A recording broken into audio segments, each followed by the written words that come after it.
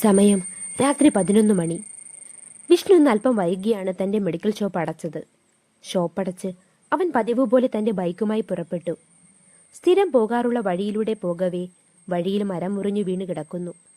ഇനി തനിക്ക് മുന്നോട്ട് പോകാനാവില്ലെന്ന് മനസ്സിലാക്കി വിഷ്ണു വണ്ടി തിരിച്ച് സുമതി വളവിലൂടെ പോകാമെന്ന് തീരുമാനിച്ചു. ഈ സമയത്ത് അവൻ ആദ്യമായിട്ടാണ് സുമതി വളവിലൂടെ പോകുന്നത്. വിഷ്ണുവിന് ചെറിയ ഭയം തോന്നിയിരുന്നു.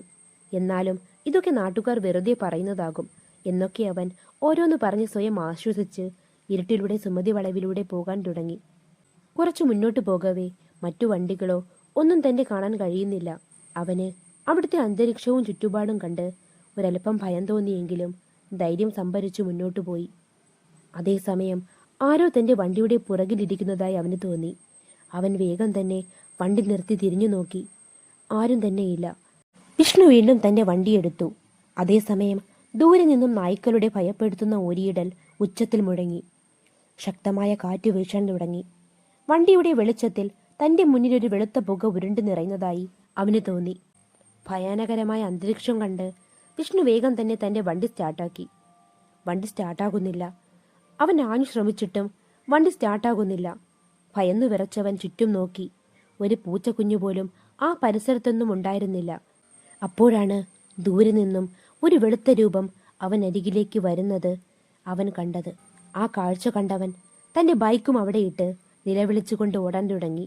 തിരിഞ്ഞു നോക്കി അവൻ ഒത്തിരി ദൂരം മുന്നോട്ടേക്ക് ഓടി. ഓടി അവസാനം അവന് മനസ്സിലായി താൻ എത്ര ഓടിയാലും എത്തുന്നത് ഒരേ സ്ഥലത്തു തന്നെയാണ്. പതിയെ യക്ഷി അവൻ അരികിലേക്ക് പതിയെ വരാൻ തുടങ്ങി. അവൻ എന്തു ചെയ്യണമെന്നറിയില്ല. തന്റെ ബൈക്കിന്റെ മറകിൽ വിഷ്ണു പതുങ്ങിയിരുന്നു. യക്ഷി അവൻ അരികിലേക്ക് എത്തിയതും ഭയം കൊണ്ട് അവന്റെ ബോധം നഷ്ടമായി. ഏറെ നേരം കഴിഞ്ഞ് വിഷ്ണു കണ്ണു തുറന്നു. അവന് ചുറ്റും ആരൊക്കെയോ കൂടി നിൽക്കുന്നു. അവരെ കണ്ട് അവൻ ഞെട്ടി എഴുന്നേറ്റു. കൂടി നിന്നവർ അവനോട് വിവരങ്ങൾ തിരക്കി. അവൻ തനിക്ക് സംഭവിച്ച കാര്യങ്ങൾ അവരോട് പറഞ്ഞു. രാവിലെ പുഴയുടെ അരികിൽ ബോധം നഷ്ടമായി കിടന്ന വിഷ്ണുവിനെ നാട്ടുകാരാണ് രക്ഷപ്പെടുത്തിയത്. താൻ സുമതി വളവിൽ യക്ഷിയെ കണ്ടെന്നും പേടിച്ചു ബോധം നഷ്ടമായതാണെന്നും വിഷ്ണു നാട്ടുകാരോട് പറഞ്ഞു. ആ സമയത്ത് സുമതി വളവിൽ ആരെങ്കിലും പോകുമോ? മോൻ എന്തിനാ ആ വഴിക്ക് പോയത്? നാട്ടുകാരിൽ ചിലർ വിഷ്ണുവിനോട് ചോദിച്ചു. അത് ഞാൻ എന്നും പോകാറുള്ള അക്കരക്കാവിലെ വഴിയിലൂടെ പോകവേ വഴിയിൽ മരം മുറിഞ്ഞു വീണ് കിടക്കുന്നുണ്ടായിരുന്നു. അതുകൊണ്ടാണ് ഞാൻ സുമതി വളവിലൂടെ പോയത്. വിഷ്ണു ഭയത്തോടെ മറുപടി പറഞ്ഞു. നാട്ടുകാർ പറഞ്ഞു, അക്കരക്കാവിലെ വഴിയിൽ മരമൊന്നും വീണിട്ടില്ലല്ലോ. ഞാൻ ഇന്നലെ കടയടച്ച ആ വഴിയല്ലേ വന്നത്. പലചരക്കുകാരനായ കേശവൻ മറുപടി പറഞ്ഞു. ഏറെ നേരത്തെ ചർച്ചയ്ക്കൊടുവിൽ നാട്ടുകാർക്ക് കാര്യം പിടികിട്ടി.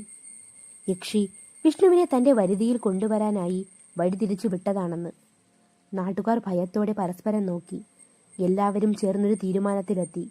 സുമതി വളവിൽ യക്ഷിയുണ്ടെന്ന ബോർഡ് വളവിന് മുന്നിൽ സ്ഥാപിക്കാനും അർദ്ധരാത്രി ആരും തന്നെ ഈ വഴി സഞ്ചരിക്കരുതെന്നും അവർ താക്കീതുപോലെ എഴുതി ഒരു ബോർഡ് സ്ഥാപിച്ചു. അർദ്ധരാത്രിയായി. കുറ്റാക്കൂരിരുട്ടിൽ നാട്ടുകാർ സ്ഥാപിച്ച ബോർഡിനരികിൽ വെളുത്ത വസ്ത്രം ധരിച്ച് ഒരു സ്ത്രീ നോക്കി നിൽക്കുന്നു. പതിയെ ആ ബോർഡിലെ അക്ഷരങ്ങൾ മായാൻ തുടങ്ങി.